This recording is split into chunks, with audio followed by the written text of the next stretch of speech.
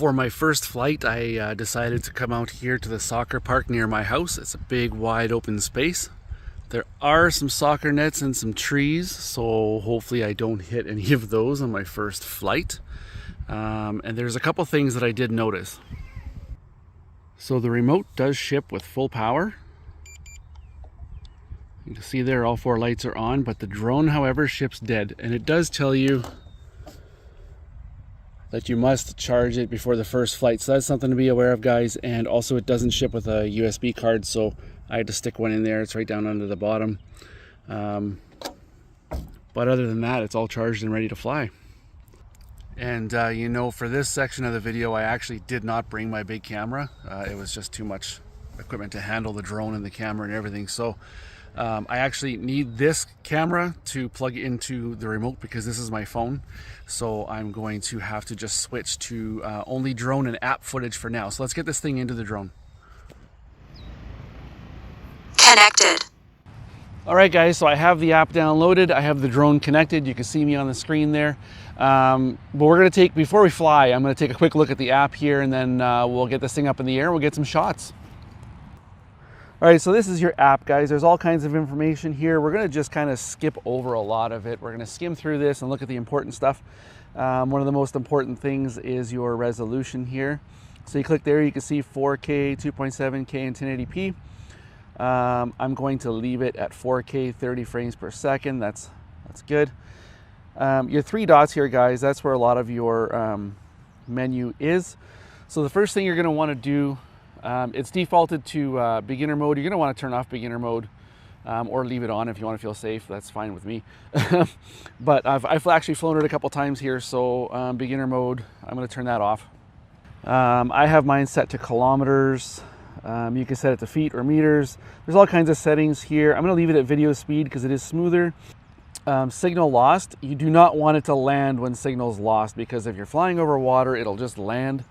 And hover as well. I don't like that because I do fly over a lot of water, and if it just hovers until it dies, then it's going to land, right? So return to home was great. Minimum return altitude, guys, this is awesome. So if you're flying around some trees and whatnot and you lose signal, it'll fly up above everything, fly back home.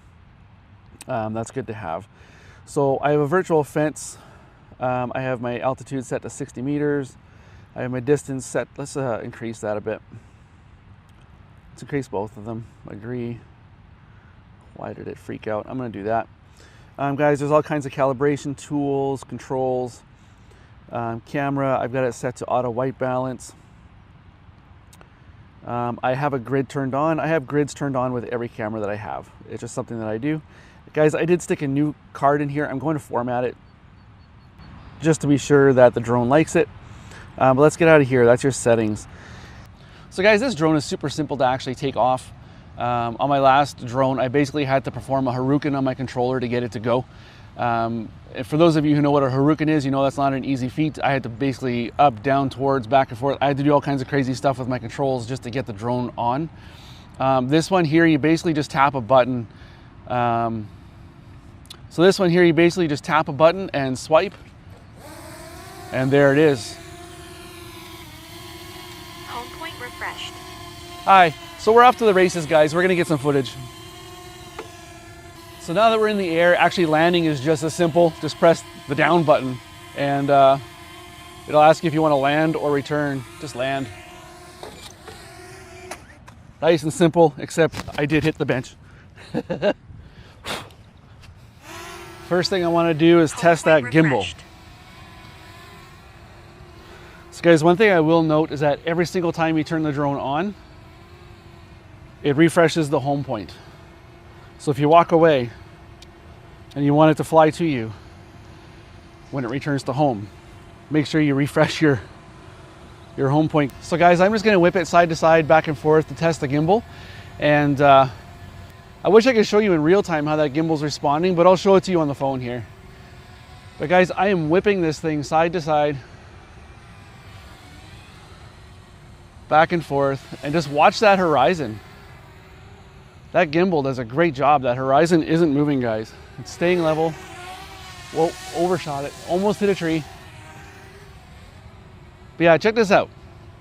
So as the drone rolls side to side, back and forth, that gimbal just keeps right up. And now that we've tested that, let's go see some pelicans.